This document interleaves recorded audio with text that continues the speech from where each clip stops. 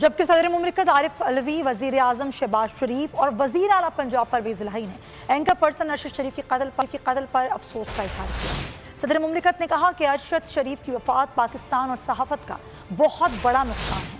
वज़ीर आज़म ने लिखा कि अल्लाह ताला मरहूम को जन्नतुल फ़िरदौस में आला मकाम अता फरमाए।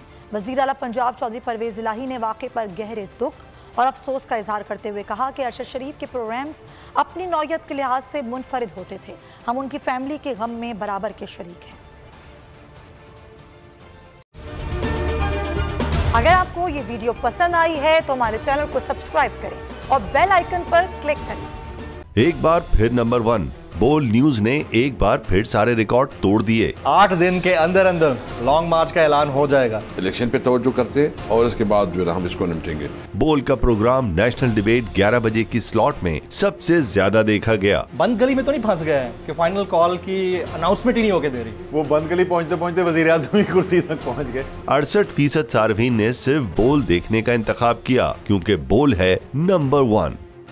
सबसे ज्यादा व्यूज, सबसे ज्यादा रील्स और सबसे ज्यादा रेटिंग के साथ बोल अब भी नंबर 1 पोजीशन पर बरकरार।